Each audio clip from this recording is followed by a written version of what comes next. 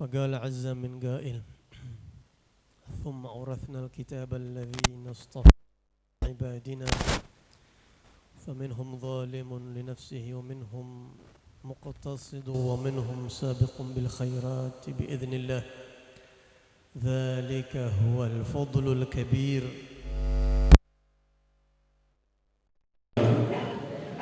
الآية قال رسول الله صلى الله عليه وسلم إنما أنا رحمة مهداة صدق الله وصدق رسوله صلى الله عليه وسلم. Al-Mukarramun, para habaib, para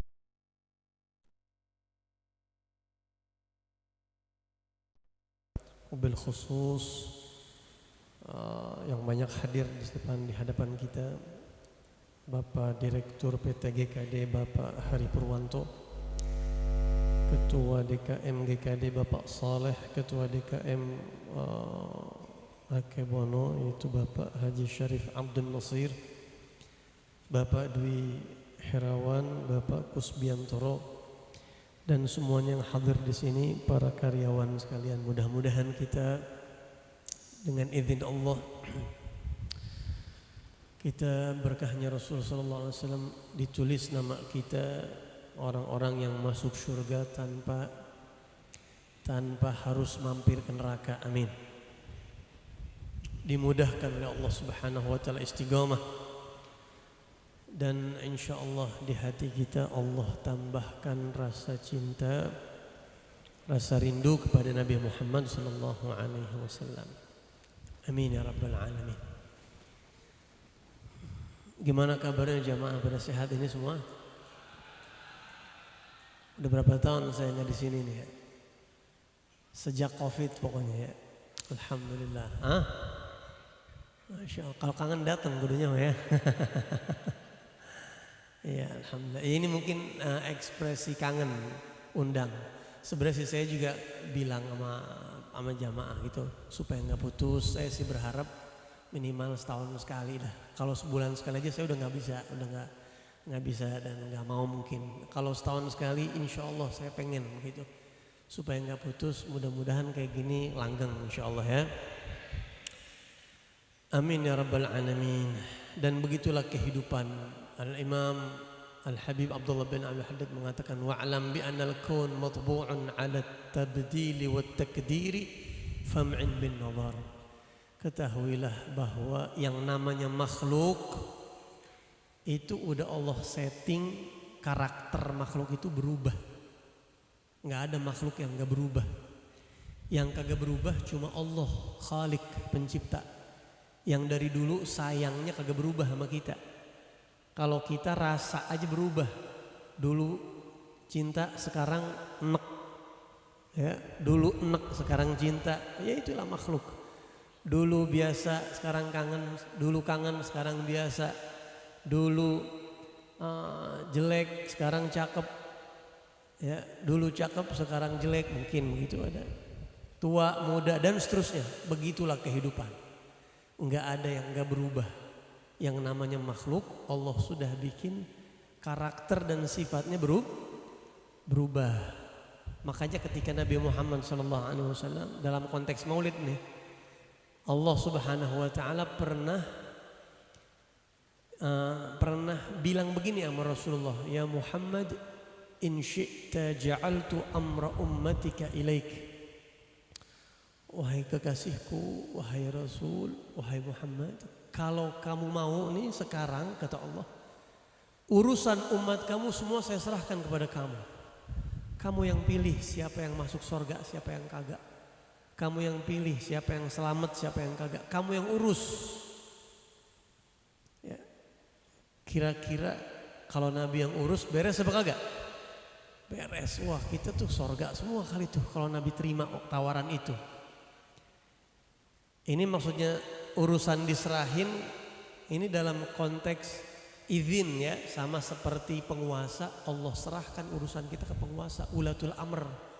Dia mau penjara siapa kek, dia mau kasih kerjaan siapa kek, begitu kira-kira. Semua dengan izin Allah.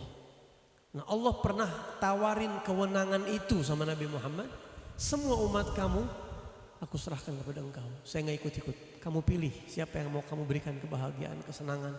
Kamu pilih siapa yang mau dimasukin surga, siapa yang kagak. Apa jawaban Nabi? La ya Rabb, jangan ya Allah, jangan serahin sama saya. Engkau aja yang urus umat saya. Waktu saya pertama kali dengar keterangan ini, sampai hati ngomong, ya tadi mah ambil aja ya Rasulullah. Kan Nabi sayang banget sama kita, pengen semua umatnya ke surga. Apa kata Nabi? Alasan Nabi nolak apa? Anta arhamu bihim minni. Karena saya tahu engkau lebih cinta, lebih sayang kepada umat saya dibanding saya. Nabi Muhammad kan sayang banget sama kita. Sayang banget, pengen banget kita ini semuanya selamat. Tahu gak yang lebih sayang sama kita daripada Nabi Muhammad? Allah. Rahmatnya Allah lebih daripada rahmatnya Nabi Muhammad kepada kita. Ini namanya fitnah nabawiyah, kecerdasan seorang Nabi. Kenapa Nabi Muhammad gak mau ambil? Nabi tahu, saya makhluk, saya bisa berubah. Tapi kalau engkau Khalik, yang namanya pencipta, nggak ada. Perubahan itu sifat makhluk. Yang namanya Tuhan tidak memiliki sifat berubah, nggak ada. Kalau berubah itu berarti baru. Tadinya kagak jadi begini, baru. Sifat Allah semuanya nggak ada yang berubah. Maka Nabi Muhammad bilang, engkau saja ya Rabb. Nah ini adalah kabar gembira buat kita. Saya tadi di jalan sempat mikir, ini gue kira-kira ceramah apa ya? Temanya apa ini ya? Biasa nyari inspirasi gitu, apa ya? Sampai salaman tadi tuh jamaah masih, gue ceramah apa ya? Masih begitu? Ceramah apa ini ya? Ngeliatin muka orang kadang-kadang dapet inspirasi kita. Ada yang mukanya rada demek dikit, gue ceramah ini. Kadang-kadang begitu. Tapi ini mukanya baik-baik semua ini. Saya bilang, ceramah apa gue ya? Sampai akhirnya saya duduk di bangku, saya lihat-lihat, biasanya ada banner. Kelihatan banner itu. Wa mimma zadani syarafan watiha wa kidtu bi akhmasayya ata'u thurayya dukhuli tahta qawlika ya ibadi wa an sayyarta ahmadali. Nah, enggak ada yang terusin ini. Kan ada terusan itu. Nabiyya. Saya bilang, wah ini indah banget. Indah banget ini saya bilang. Udah pada baca semua itu? Hah? Lah bagaimana? Kudunya antum lebih dulu baca itu ya. Oh berarti ini insya Allah ntar ini sinyal, ini kisi-kisi ini dari panitia. Ceramahnya kalau bisa masalah ini mungkin begitu. Dan yang membuat aku merasa terhormat, kira-kira begitu, atau bertambah mulia. Saya merasa dapat kehormatan, suatu kehormatan dan kebanggaan bagi saya. Saking saya merasa terhormatnya, nggak tanggung-tanggung, bukan cuma kelepek-kelepek kayak terbang semeter 2 meter, tapi seakan-akan aku terbang di angkasa. Sebenarnya bahasanya wakidtu, hampir saja aku merasa bi akhmasayya, akhmas itu telapak kaki. Saya atau uthuraya injek bintang pakai telapak kaki saya. Saking GR-nya dapat satu kehormatan. Emang lu dipuji apa sampai ngerasa segitu tingginya sampai bintang merasa diinjek? Dukhuli tahta qaulika ya ibadi. Karena saya termasuk orang yang dipanggil sama Allah, wahai hambaku. Ya Allah, apa enggak kelepek-kelepek itu? Dipanggil hambaku bukan sama berhala, bukan sama Fir'aun Tuhan palsu, bukan sama Tuhan kita seorang manusia, bukan. Tapi Allah Rabbul Alamin manggil kita, ya ibadi, ya ayyuhalladzina amanu. Dipanggil wahai orang-orang yang beriman, wahai hambaku, sampaikan kepada hambaku. Dan bukan cuma itu, tapi juga Allah jadikan Nabi Muhammad adalah Nabi saya. Yang bikin saya mendapat satu kehormatan. Kenapa lu dapat jabatan apa? Staf khusus? Bukan. Lu dapat kehormatan apa? Lu jadi presiden? Bukan. Jadi umatnya Nabi Muhammad dan hamba Allah. Itu yang bikin saya merasa terbang tinggi. Kalau orang sekarang bilang GR, sampai gede rasanya tuh hati. Umat Nabi Muhammad dan hamba Allah, enggak ada nikmat yang lebih daripada ini.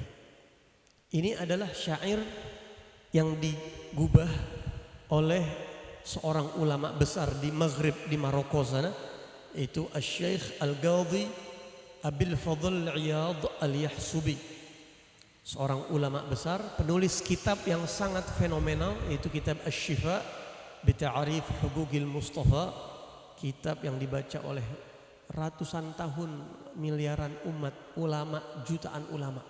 Itu kitab menjelaskan tentang keistimewaan dan hak-haknya Rasulullah SAW. Sangat indah. Jadi hamba Allah dan jadi umat Nabi Muhammad itu nikmat, mengalahkan segala bentuk penghormatan, apresiasi dan kenikmatan apapun. Karena kalau orang udah dapat dua itu, Nabi Musa aja bisa ngiri sama kita. Enak banget jadi umatnya Nabi Muhammad. Emang apa enak jadi umat Nabi Muhammad? Ya begitulah pentingnya kita ngadain maulid. Sapi, kalau ditanya, buat lu kira-kira nih sapi, lebih berharga mana, berlian sama rumput? Kalau sapi kira-kira jawab lebih berharga mana, lebih milih mana dia? Rumput. Kenapa? Nggak tahu nilai. Kita kalau disuruh pilih nih sebelum lahir ke alam bumi, lu pilih mana kira-kira? Hidup di zaman Nabi Fulan, tapi lu jadi orang kaya raya bla bla bla, dapat jabatan bla bla bla. Apa pilih hidup di zaman Nabi Muhammad tapi sederhana? Nabi Muhammad saya. Kok begitu lu? Bukannya enakan kaya? Lu nggak ngerti. Kalau lu ngerti, ibaratnya begitu. Kalau kamu tahu nilainya. Ini diam paham apa diam bingung ini kira-kira? Paham apa kagak?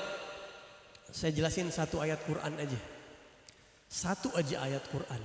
Bagaimana besarnya nikmat jadi umat Nabi Muhammad SAW. Allah berfirman di Al-Quran, "Thumma awrathna al-kitab alladzina istafaina min ibadina." Kata Allah, kemudian kami wariskan kitab suci Al-Quran kepada hamba-hamba kami yang kami pilih. Quran ini buat siapa? Umat siapa? Umat yang kami pilih. Enggak semua manusia jadi umat itu. Enggak semua manusia dapat kami wariskan Al-Quran. Hanya umatnya Nabi Muhammad SAW. Itu warisan dari Allah. Dan yang nerima cuma pilihan. Yang nerima Quran siapa? Umat Nabi Muhammad. Kemudian Allah jelaskan di ayat ini, umat Nabi Muhammad ada tiga segmen atau ada 3 level. Faminhum zalimun li nafsih. Umat itu kata Allah, ini Al-Quran ya, ada yang lagunya zalim li nafsih, zalim terhadap dirinya sendiri. Ini kelasnya umat Nabi Muhammad. Secara garis besar ada 3 level. Ada yang zalim kepada dirinya sendiri. Maksudnya apa zalim kepada diri sendiri? Ya maksiat. Banyak maksiat. Orang kalau maksiat berarti kan lagi ngeracunin hatinya. Berarti dia lagi jorogin dirinya sedikit-sedikit ke neraka tanpa dia sadarin. Zalim dia sama dirinya sebenarnya. Ada umat Nabi Muhammad yang kayak gitu. Ada lagi yang kedua, wa minhum muqtasid. Ada yang muqtasid, tengah-tengah. Ya, ntar kalau lagi baik, kalau lagi kagak baik. Ya, sholat mah dia jalan, cuma kadang-kadang juga kepleset, campur-campur dah.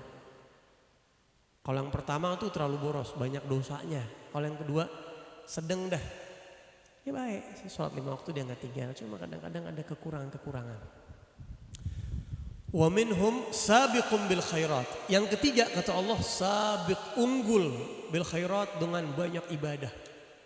Orang-orang soleh yang dosanya bisa dihitung, mati nggak bawa dosa kali, karena udah bersih sama sholat.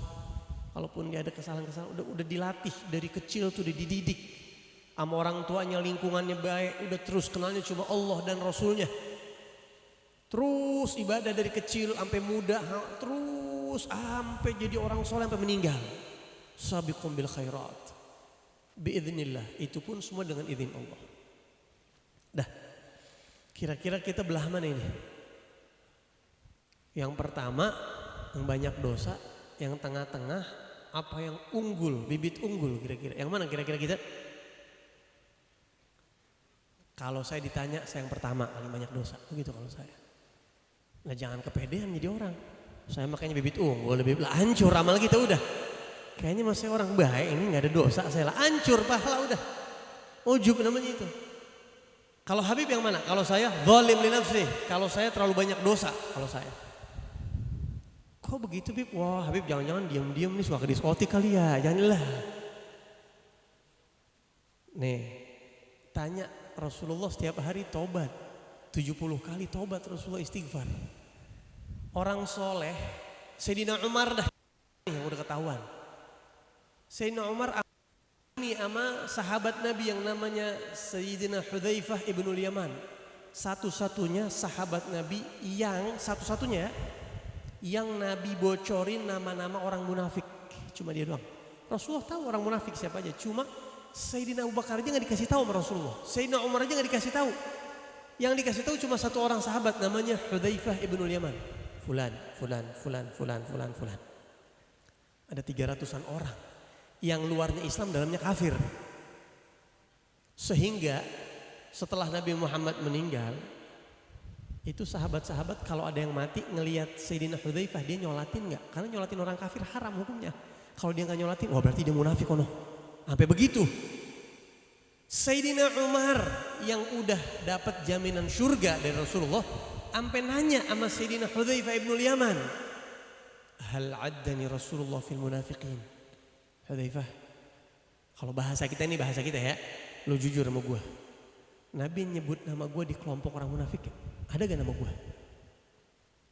Itu kalau begitu tandanya apa? Tandanya beliau sendiri enggak ngejamin saya ini mukmin apa munafik. Jangan-jangan saya munafik. Sayyidina Umar, kita kan kalau dikata munafik sama orang marah kita. Ah munafik lo, kurang ajar lu ya, gitu begitu. Sayyidina Umar aja jangan-jangan iya saya munafik. Sayyidina Umar nggak merasa di atas angin, nggak merasa telah berbuat, enggak. Makanya kita kalau ditanya kira-kira rombongan yang mana kita? Pertama tuh di Al-Quran, yang paling banyak dosa, mungkin banyakan dosa kita sama pahala kita. Tapi lihat ayat ini ada beberapa makna tersirat. Kata ulama Al-Quran itu ilmu yang tersirat lebih luas dalam Al-Quran daripada yang tersurat. Makanya kalau orang ngajinya cuma tersurat doang, ketaker ilmunya, kalau orang Betawi bilang. Ketahuan ilmu segitu doang udah. Tapi kalau dia ngajinya sampai yang tersirat, apa makna yang tersirat di balik ayat ini? Pertama itu melihat Al-Imam Ja'far As-Sadiq bin Muhammad Al-Bagir mengatakan di dalam ayat ini Allah Subhanahu wa taala menyebut yang duluan yang mana kira-kira? Yang banyak dosa, yang sedang, apa yang banyak pahala? Yang duluan disebut yang mana sama Allah tadi? Yang banyak dosa. Al-Quran, firman Allah itu sesuatu yang disebut duluan, belakangan itu ada makna. Coba dah kalau antum pernah ada yang tahu nggak di Al-Quran malam sama siang duluan mana disebut? Duluan siang sama malam? Malam. Al-lail wan nahar, al-lail wan nahar, al-lail wan nahar. Selalu tuh siang malam, siang malam. Itu menunjukkan malam tempatnya kebaikan-kebaikan dan seterusnya ada dibahas sama ulama. Sesuatu yang disebut duluan itu ada makna di situ. Nah di ayat ini Allah sebutnya kok biasanya kan kalau yang disebut pertama kan yang unggul. Yang pertama adalah yang kedua, yang ketiga paling bawah. Kenapa Allah sebut kok yang justru orang yang banyak dosa, kelompok zalim yang pertama disebut sama Allah? Al-Imam Ja'far As-Sadiq mengatakan bahwa Di ayat ini Allah mau kasih didikan sama kita. Yang banyak pahala jangan tertipu. Allah bisa lebih cinta sama yang banyak dosa daripada yang banyak pahala. Allah Subhanahu wa ta'ala bisa kasih rahmatnya lebih luas kepada orang yang banyak dosa, tapi dia merasa banyak kekurangan. Ya Allah, maafin saya. Itu lebih Allah cintai daripada orang yang banyak pahala tapi merasa dasar ahli maksiat. Itu Allah lebih demen yang pertama. Dan kata Imam Ja'far Shadiq, supaya orang tahu bahwa hubungan kita sama Allah, sorga itu bukan urusan cuma dosa dan pahala. Kepantesan kita masuk sorga bukan urusan pantas ibadah, bukan. Rahmat Allah. Kita masuk sorga karena rahmat Allah. Dan semuanya masuk sorga gak tuh? Ayatnya lanjutin. Dzalika huwal fadlul kabir. Itulah anugerah yang besar. Dipilih jadi umat Nabi Muhammad, itu jadi anugerah yang besar. Walaupun ada yang zalim, itu anugerah besar. Kenapa? Jannatu adni yadkhulunaha. Karena mereka semua bakal masuk ke dalam surganya Allah Subhanahu wa ta'ala. Ya Allah, bakal masuk ke dalam surganya Allah. Dan Nabi kuatin dalam hadisnya, sabiquna sabiq. Nah, kalau di hadis Nabi nyebutin yang unggul surganya. Wa muqtasiduna najin, yang tengah-tengah dari umat kami dia akan selamat dari neraka. Yang zalim bagaimana ya Rasulullah? Wa zalimuna, yang banyak dosa, yang zalim dari kalangan umat kami, maghfurun lah, akan diampuni dosanya oleh Allah Subhanahu wa taala. Kalau antum sadar, kalau antum pelajarin tadi di Maulid Ad-Daibai, ini keterangan ada di situ. Al-haditsu tsani an Atha ibn Yasar an Ka'b al-Ahbar. Ya, di situ ada hadis yang kedua tadi enggak dibaca sih, tapi di dalam Maulid Ad-Daibai itu ada.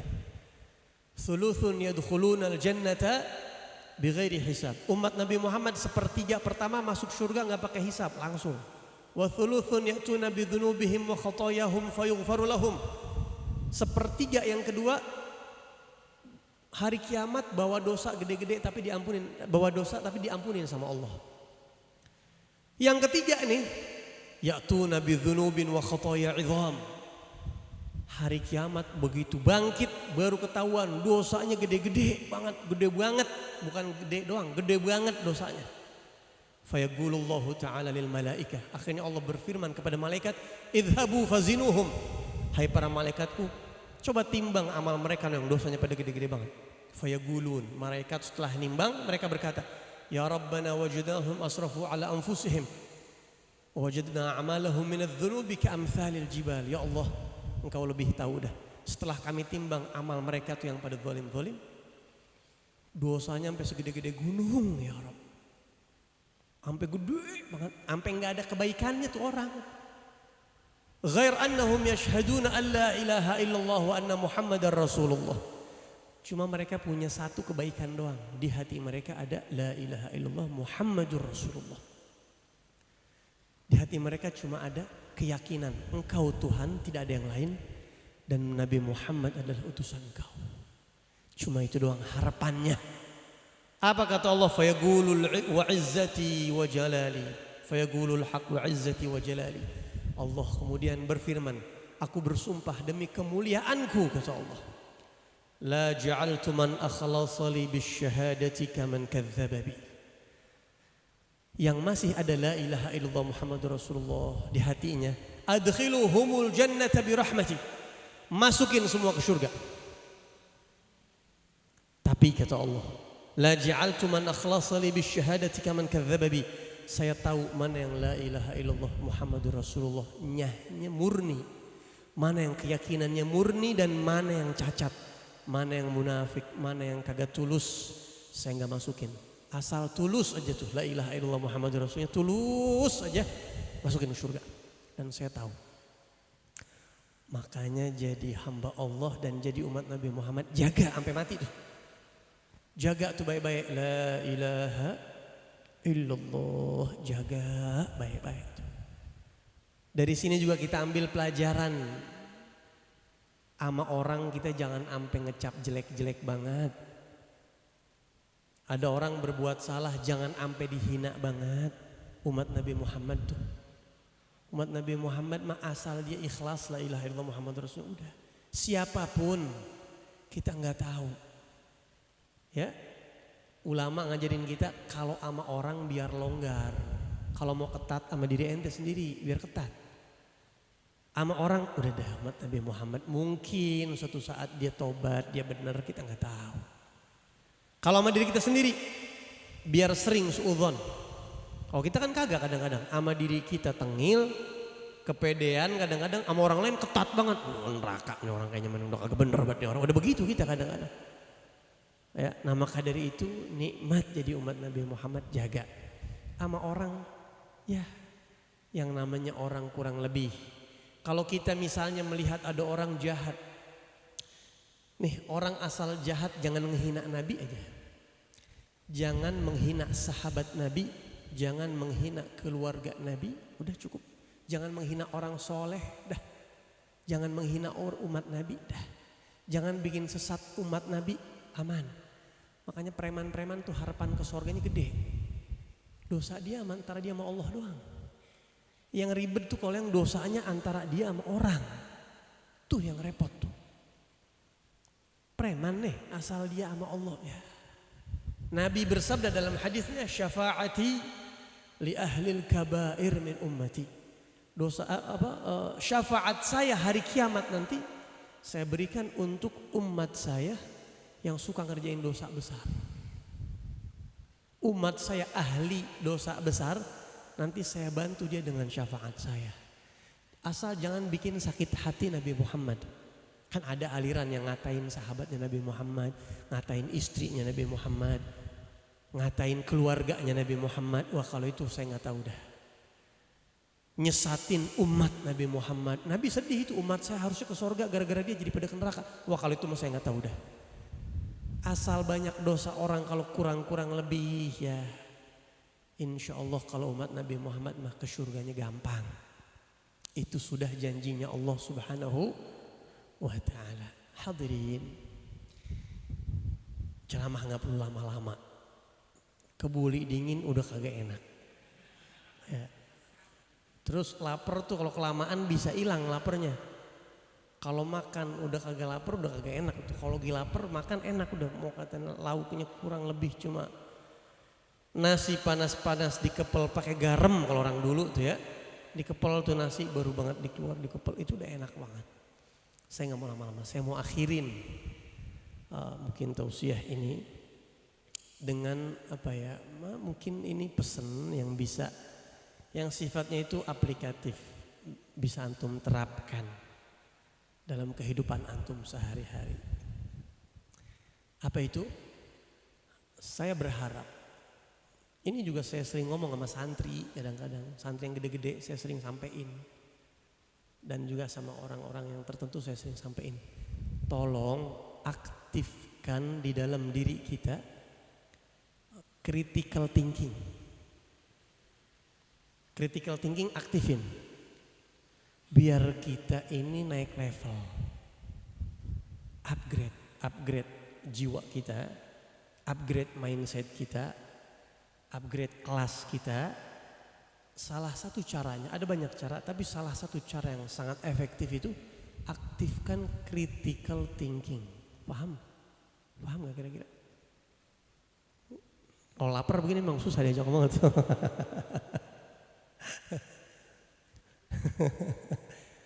Critical thinking tuh bikin cepet pinter, bikin kita gak gampang dibodoh-bodohin. Membuat kita efeknya itu melakukan segala sesuatu ala basirah, tahu ilmunya, bukan sekedar ikut-ikutan. Contoh, critical thinking itu misalnya, nih kita nih hari ini maulid. Oh, kita ini maulid pakai bakar bukhur, ya, terus undang ceramah, terus ada ini. Itu satu persatu instrumen maulid antum fahamin coba. Ustaz Afwan saya mau tanya Ustaz, itu maksudnya bakar-bakar itu apaan sih Ustaz? Tanya, jangan cuma ngeliat doang. Kalau cuma ikut-ikutan doang, satu kali waktu kita dikritik orang, akhirnya KO-nya ngomong iya juga ya, KO udah. Sebelum kita dibodoh-bodohin orang, tanya. Nabi Muhammad pakaiannya kayak apa sih? Coba cari tahu. Ini sebenarnya yang dan luas. Akhir-akhir saya berada ngajar di GKD atau IGP ini dan ada satu kejadian yang menarik. Yang sampai gini hari saya nggak lupa. Ini dalam konteks critical thinking. Saya nggak tahu orangnya masih ada apa kagak di sini. Ini saya bawa ceramah kemana-mana. Kejadian ini saya bawa ceramah di mana-mana saya bawa. Bahkan sampai beberapa orang dapat inspirasi dari ceramah saya itu. Dan kejadian ini lahir dari critical thinking. Beberapa tahun silam saya habis sholat maghrib di sini, habis ngajar. Biasa saya lupa ada tuh. Saya biasanya kadang-kadang pulang duluan sebelum maghrib saya jalan. Kadang-kadang begitu, kadang-kadang habis sholat maghrib dulu baru jalan. Begitu. Saya lupa sebelum pas setelah maghrib. Tapi yang jelas setelah saya selesai ngajar, pas saya mau pulang, saya masih ingat banget. Nggak jauh keluar dari sini, keluar sedikit. Ada salah satu karyawan yang memberanikan diri nemuin saya. Sebenarnya saya perhatiin nih karyawan udah lama ngaji, hadir terus di belakang dia. Wajahnya kayak ada pertanyaan memang. Akhirnya dia datang, dia nemuin saya. Assalamualaikum Habib. Waalaikumsalam. Kenalkan, nama saya Fulan. Sampai sekarang saya masih ingat namanya nih, kalau saya sebut saya takut enggak enak. Nama saya Fulan. Wallahu alam hadir apa enggak di sini. Marhaba. Saya mau nanya sama Habib. Ahlan wa sahlan. Biasa kan nanya di forum, di taklim gitu ya.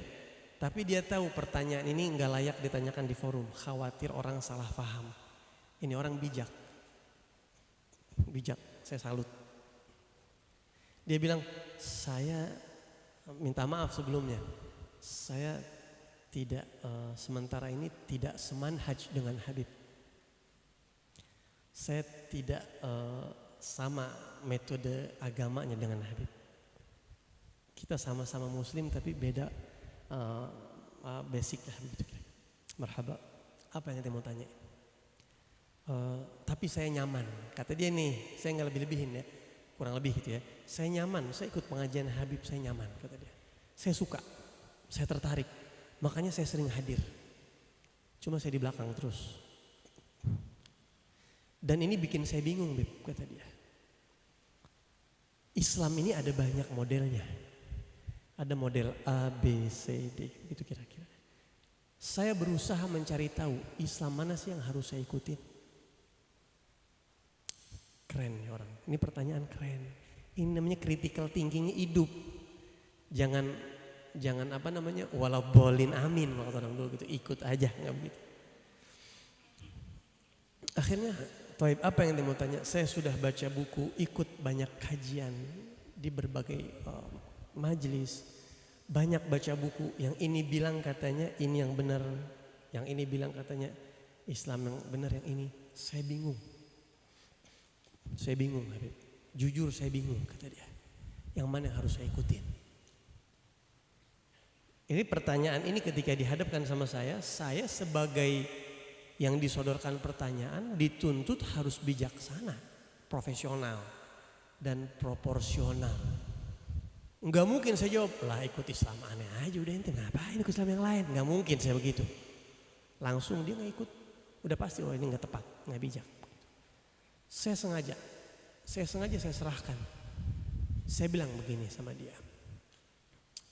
Antum pilih, cari Islam yang para penganutnya Allah buktikan dengan wafat husnul khatimah. Saya bilang begitu sama dia. Ente cari, ente ikutin, ente pelajarin. Saya bilang Allah wa fil ardi ayatun lil muqinin wa fi anfusikum afala tubsirun. Allah berfirman di Al-Quran, di bumi ini ada banyak tanda-tanda kekuasaan Allah. Dan di dalam diri kalian ada tanda kekuasaan Allah, apakah kalian tidak melihat? Cari tanda itu. Saya bilang. Cari tanda itu. Ini kan masih global.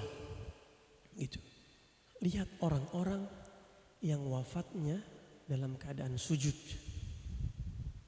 Lihat orang-orang yang di akhir hayatnya dengan mudah Allah lepas ikatan dari lisannya untuk mengucap La ilaha illallah Muhammadur Rasulullah. Itu bukan sembarang orang. Itu bukti Allah ridho dengan apa yang dia jalani seumur hidupnya. Pelajarin, saya bilang. Tapi saya nggak jawab sedetail ini ya. Saya jawab sekedar begitu. Kalau perlu antum cari orang-orang yang ketika sudah wafat dikubur, beberapa tahun kemudian digali kuburnya karena satu dan lain hal. Pemerintah mau bikin jalan karena kebijakan ini, kebijakan itu dan sebagainya. Jenazahnya masih utuh seperti hari pertama dia dikubur. Itu bukan rekayasa. Itu karamah dari Allah, kemuliaan dari Allah buat hamba yang Allah ridhoin. Ikutin orang-orang itu, saya bilang. Selamat mencari. Selamat mencari. Cari orang-orang yang Allah buktikan keridhaan kepadanya. Kalau yang namanya ngomong mah iblis juga pinter ngomong. Jangan tertipu dengan orang-orang yang pinter ngomong, jangan. Sama saya aja jangan tertipu antum. Saya bahkan sering bilang, kalau anda nyuruh ente maksiat, ente jangan ikutin aneh. Nggak ada toleransi dalam maksiat. Yang pasti benar dan dijamin tidak mungkin salah hanya Nabi Muhammad manusia. Hanya para nabi yang maksum. Selain para nabi, sahabat Nabi kah? Ya kalau kita ngomong sahabat Nabi radhiyallahu anhum, mereka udah orang-orang yang aman. Ya, sahabat wa ala alihi wa sahbihi udah orang-orang yang aman. Kita nih yang hidup gini hari, lihat orang-orang yang udah pada meninggalnya tuh Allah ridhoin. Yang jenazahnya utuh. Itu udah gak bisa direkayasa itu. Kita mau protes Allah gimana? Ini mereka gak bisa. Yang meninggalnya sujud itu gak bisa main-main. Kalau cuma pinter ngomong, banyak pengikut, Musailamah Al-Kadzab 40.000 waktu perang Yamamah lawan Khalifah Sayyidina Abu Bakar Siddiq, pengikutnya 40.000. Hitler kita tahu berapa banyak pengikutnya Hitler, nggak ngaruh kalau itu. Tapi perhatikan orang-orang yang husnul khatimah dan orang-orang yang kuburnya digali, jenazahnya masih utuh. Cari tahu. Itu lahir dari critical thinking. Itu global. Kalau rincinya misalnya cium tangan itu apa sih dasarnya? Cari tanya. Cari tahu. Kenapa sih bakar bukhur? Cari tahu. Hukumnya apa sih itu bakar bukhur? Cari tahu. Cari tahu. Saya bahkan sempat bingung sama beberapa guru saya. Waktu saya kasih hadiah guru saya, itu guru saya mencium hadiah itu di kepalanya begini. Misalnya nih hadiah nih. Guru saya gini, jazakallah khair. Saya heran, kok dicium ya? Saya kasih lagi guru yang lain, dicium. Oh ini sama nih, pasti ada dasarnya. Kebetulan saya bisa cari-cari literasi. Nah kalau kita kan mungkin nggak bisa, kita nanya. Man lam yakun ya'lamu dha falyas'ali, man lam yajid mu'alliman falyarhali. Kenapa saya pesan begini? Ini zaman antum bisa buka medsos bebas, siapa aja ngomong, siapa aja bisa komentar. Kadang-kadang satu akun punya 1000 komentar dan bisa kena giringan opini dan lain sebagainya. Cari critical thinking, aktifkan critical thinking, jangan ikut-ikutan. Kalau udah Islam ikut-ikutan aja gampang dibikin murtad. Makanya Islamnya jangan ikut-ikutan doang, jangan puas. Alhamdulillah kita lahir dari keluarga muslim. Pelajarin tauhid, pelajarin akidah, pelajarin tentang Nabi Muhammad, pelajari tuduhan-tuduhan orang liberal kepada Rasulullah. Apa jawabannya? Pelajarin. Ya alhamdulillah kalau kita nggak dengar ini itu, kayak orang-orang tua kita di kampung, taunya dia ke musola nyawah, Allahumma sholli, sore-sore di speaker begitu, terus meninggalnya husnul khotimah, aman tuh dia, nggak pinter-pinter amat, tapi meninggalnya pada cakep-cakep.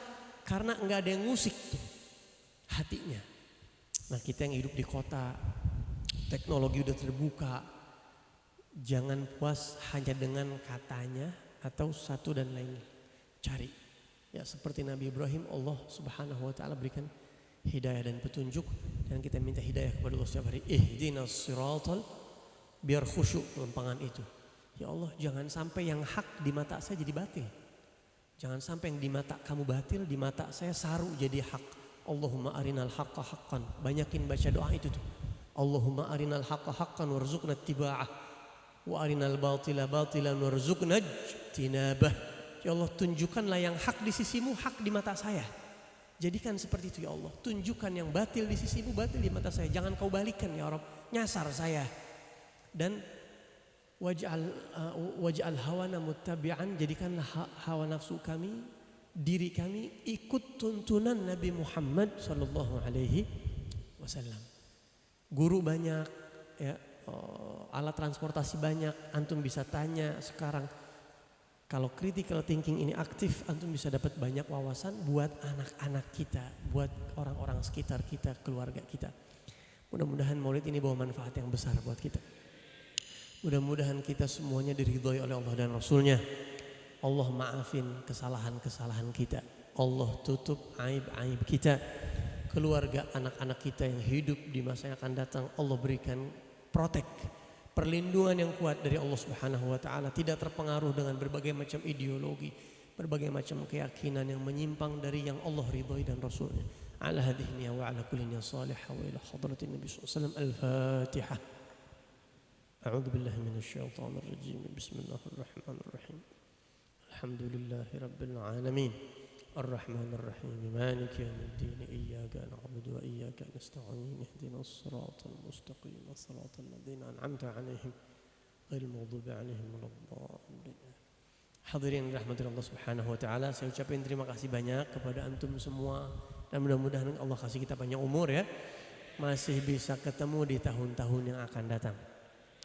Dan sebelum saya akhiri, saya ingin mengajak, nggak ada salahnya dan nggak perlu malu karena ini untuk perjuangan agama. Sampai saat ini pesantren masih membangun asrama karena kekurangan lahan dan tempat. Kalau tanah alhamdulillah udah lunas, begitu tinggal pembangunan asrama. Bukan wajib, saya mau ngajak aja para jamaah sekalian, mungkin ada yang mau ikutan, ada kita program namanya S3, sedekah sehari 1000, nanti tinggal daftar kalau yang mau ikutan. Ada juga kita kalender pondok, kalau yang mau tahu kalender kita kira-kira apa saja galerinya kita tampilin untuk tahun ini di situ. Itu juga kalau beli kalender sudah termasuk donasi, insya Allah termasuk untuk pembangunan dan maslahat pesantren yang lainnya. Dan saya mengajak antum semua, ini pertama nih, saya belum ngundang di mana-mana, seluruh dunia di sini pertama nih saya undang. Di pesantren kita ngadain karena saya takutnya nggak sempat kesini lagi. Ngadain acara Isra dan Mi'raj, peringatan Isra Mi'raj Rasulullah SAW, sekaligus haflah akhir sanah tanggal 22 Februari, masih jauh. 22 Februari berarti masih ya sekitar 2 bulan lebih lagi kira-kira di pondok pesantren. Dan jamaah GKD IGP punya invest di sono. Dulu kita sempat ngajak antum, ayo kalender, ayo yang mau nyumbang, kan sempat ada tuh. Nah itu saham antum ada di sana, antum ada saham di sana. Tengokin sesekali saham antum. Alhamdulillah saya ada saham di sini. Mudah-mudahan sampai hari kiamat itu pahalanya ngalir buat kita jadi amal jariah. Tengokin sesekali ke sono. Dan juga alhamdulillah ada beberapa jamaah yang anaknya di sana ya. Alhamdulillah, mudah-mudahan barokah manfaat insyaallah. Mungkin ini aja yang saya bisa sampaikan. Saya minta maaf kepada para tuan-tuan besar yang ada di belakang saya.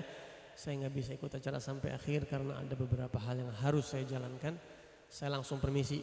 Jujur saya tadi pas mau masuk saya tanya Ustaz Somad, Ustaz ini emang acara habis maghrib saya ceramah? Iya habis maghrib, saya nggak ngeh begitu. Saya pikir ceramah itu tadi sekitar 5:30 begitu. Minta maaf kalau ada kekurangan penyampaian saya yang kurang baik, kurang tepat atau menyinggung perasaan salah satu dari yang hadir, mohon maaf yang sebesar-besarnya. Hadani Allah wa iyyakum ajma'in.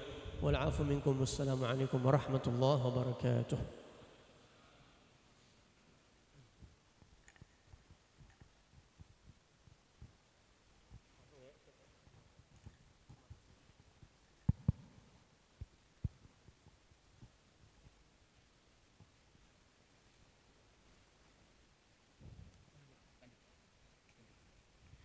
Demikianlah telah sama-sama kita dengarkan ceramah agama yang telah disampaikan oleh guru kita Al-Mukarram Al-Habib Muhammad bin Alwi Al-Haddad, yang mana beliau adalah pengasuh pondok pesantren di daerah Pabuaran yang tadi beliau sebutkan.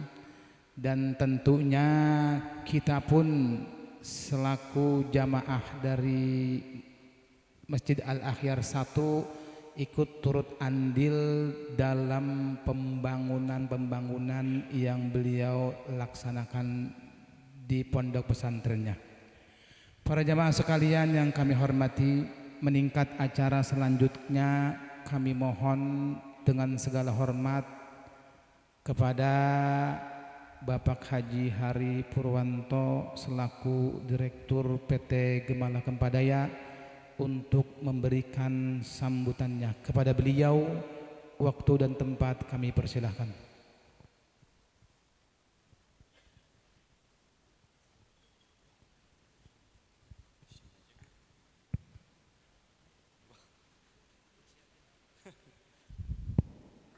Assalamualaikum warahmatullahi wabarakatuh. Alhamdulillahirabbil alamin. Wassalatu wassalamu ala asrofil anbiya'i wal mursalin wa ala alihi washabihi ajmain. Yang kami muliakan Habib Muhammad bin Alwi Al-Haddad, yang insya Allah nanti diberikan kelancaran menuju acara berikutnya dan senantiasa diberikan kesehatan sehingga masih bisa ketemu kita nanti insya Allah. Juga tidak lupa Habib Umar bin Soleh Al-Atos, juga Habib Mustafa bin Soleh Al-Haddad, serta Ustadz Ahmad Syaihu yang selami telah memberikan ilmu-ilmunya kepada kita semua. Semoga para Ustadz, para Habib selalu diberikan nikmat sehat dan senantiasa selalu mencurahkan ilmunya kepada kita semua. Kami dari manajemen mengucapkan terima kasih juga atas tamu undangan dalam hal ini dari DKM Akebono, kemudian teman-teman panitia serta DKM Al-Akhyar atas kehadiran rekan-rekan semua untuk peringatan Maulid Nabi Muhammad SAW.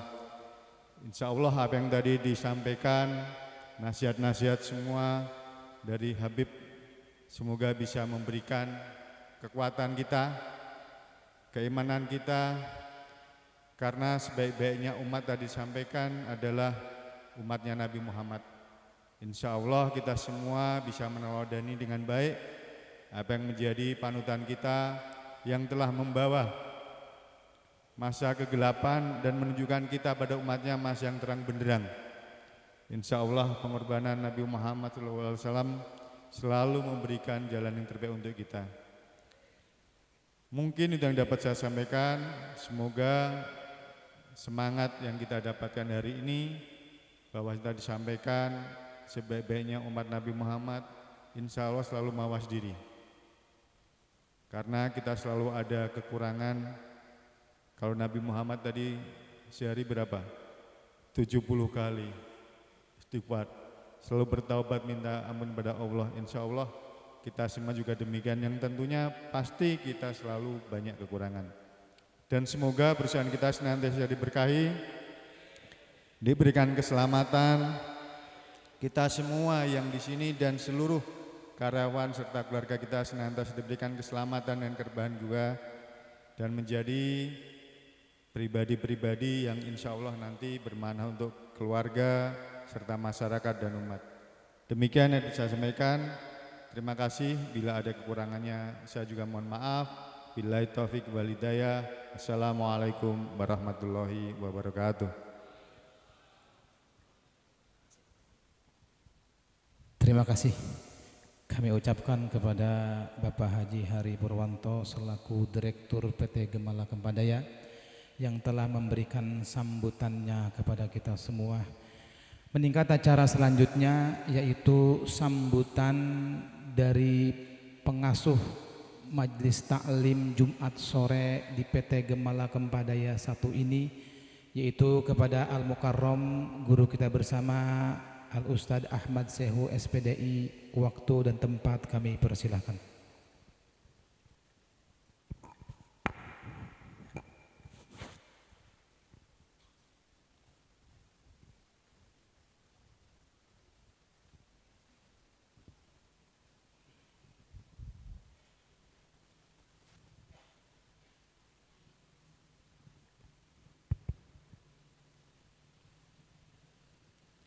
Assalamualaikum warahmatullahi wabarakatuh.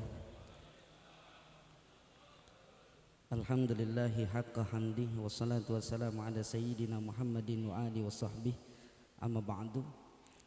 Hadratil mukarramin wal muhtaramin yang sama kita hormati, kita muliakan Habiban al-Mahbub al-Habib Umar ibn Salih al-Attas, Habib Mustafa ibn Salih al-Haddad, yang juga sama kita hormati dan kita muliakan Direktur PT GKD Bapak Hari Purwanto, dan juga yang sama kita hormati Ketua DKM GKD Al-Akhyar 1 Bapak Saleh, Ketua DKM Akebono Bapak Haji Syarif Abdul Nasir, yang sama kita hormati Bapak Dwi Herawan dan juga Bapak Kusbiantoro, serta sahabat-sahabat sekalian yang mudah-mudahan kita semua senantiasa dimuliakan Allah Subhanahu wa taala. Puji syukur kepada Allah Subhanahu wa taala, salat bertangkaikan salam kepada baginda Nabi besar Muhammad sallallahu alaihi wasallam. Tadi telah sama kita dengarkan tausiah daripada guru kita Habiban al-Mahbub al-Habib Muhammad ibn Alwi al-Haddad yang luar biasa, yang kita mesti bangga bahwa kita adalah umat Sayyidina Muhammad sallallahu alaihi wasallam. Maka saya sekedar sambutan, tidak ceramah. Tadi sebagaimana apa yang dikatakan oleh Habib Muhammad, perut kalau udah lapar susah dinego ya. Jadi emang rada ini thank you miring ini ya. Jadi nggak lama-lama ya, nggak apa-apa dah, segini aja udah ya. Tapi kayaknya belum diidang ini. Belum ya? Udah, rapi udah. Aman kebuli, tim kebuli aman ini. Enggak, kalau aman saya tutup nih. Ya. Jadi jamaah yang dimuliakan Allah Subhanahu wa taala, kita dimuliakan sebagai umat Sayyidina Muhammad sallallahu alaihi wasallam, maka kita berbangga lantaran kita menjadi umat Nabi yang mulia. Bahkan kemuliaan Rasulullah sallallahu alaihi wasallam itu sudah tidak bisa dipertanyakan lagi. Jadi sungguh luar biasa kemuliaan beliau. Bahkan dulu ada dalam kitab Mukasyafatul Qulub itu ada malaikat, kata malaikat Jibril, kuntu ra'aitu malakan alas sarir. Dulu nih saya lihat, kata malaikat Jibril, ada satu malaikat yang dia ini lagi di, kalau bahasa kita mungkin di singgasana lah gitu ya, dikelilingin sama malaikat yang lain. Tapi malaikat yang lain itu lagi mengelilingi. Kemudian ada Rasulullah sallallahu alaihi wasallam lewat pada malam Mi'raj. Cuma nih malaikat kagak berdiri. Cuma ngelongok doang. Oh itu dia. Udah ngelongok doang. Akhirnya apa? Ini malaikat dikasih sanksi. Kata malaikat Jibril, dia sekarang ditaruh di Gunung Qaf. Kata para ulama, Gunung Qaf itu gunung gaib yang terbuat dari batu jamrud. Batu jamrud. Ya, ini kalau ini rubi nih. Ya, rubi 3 juta lepas dah. Jadi batu jamrud. Kemudian itu malaikat dalam kondisi sayap yang patah. Akhirnya minta tolong malaikat Jibril agar dimaafkan oleh Allah Subhanahu wa taala. Maka kata malaikat Jibril, syaratnya adalah bersolawat kepada Sayyidina Muhammad sallallahu alaihi wasallam. Ya. Jadi kemuliaan Sayyidina Muhammad luar biasa. Bahkan ada dalam kitab Khashaisul Kubra, Al-Imam Jalaluddin As-Suyuti, tatkala ada orang yang mengatakan Nabi Adam itu lebih unggul. Kenapa? Karena ada ayat Quran, wa idz qulna lil malaikati isjudu li Adam fasajadu illa iblis. Nabi Adam saat diciptakan itu malaikat disuruh sujud, sedangkan tidak ada dasar atau tidak ada dalil yang mengatakan malaikat sujud kepada Rasulullah. Berarti hebatan Nabi Adam gitu kan, disuruh sujud tuh, fasajadu illa iblis, maka malaikat semuanya sujud kecuali iblis doang yang kagak mau. Iblis rada belagu, bukan rada belagu, emang belagu banget dah. Ya, kata nih iblis, ana khairun minhu, saya lebih baik dari dia. Khalaqtani min nar wa khalaqtahu min tin, saya dari api, dia Adam dari tanah. Lah api sama tanah, kalah tanah. Mau macem-macem, tanah mau macem-macem, gue bakar jadi genteng, beres. Kalah tuh, kalah sama api. Makanya kadang kita masak sayur, nggak ada api nggak enak. Tuh iblis dari api, ternyata emang api luar biasa juga. Kita mau makan sate kalau nggak ada apinya, lah nggak enak. Kita mau makan ayam panggang, ayam bakar, nggak ada apinya nggak enak. Maka boleh jadi orang ngerokok enak karena ada iblisnya, ada apinya gitu. Karena ada iblis ada apinya gitu ya. Keceplosan ini salah ya. Ya dah. Nah, jadi singkat aja, maka dijawab sama Imam Jalaluddin As-Suyuti. Itu ayat, justru ada ayat innallaha wa malaikatahu yusholluna 'alan nabi. Ini justru menjelaskan kemuliaan Sayyidina Muhammad dibanding yang lain, hatta Nabi Adam. Kenapa? Karena ketika yang diperintahkan sujud cuma Nabi Adam, tapi sholawat kepada Nabi Adam hanya malaikat, tapi sholawat semuanya. Bahkan Allah Subhanahu wa Ta'ala bersalawat, malaikat bersalawat, orang-orang mukmin juga diperintah untuk bersalawat kepada Sayyidina Muhammad sallallahu alaihi wasallam. Kemudian yang namanya sujudnya malaikat kepada Nabi Adam, waqa'a wan qata'a, kelar, selesai saat itu doang.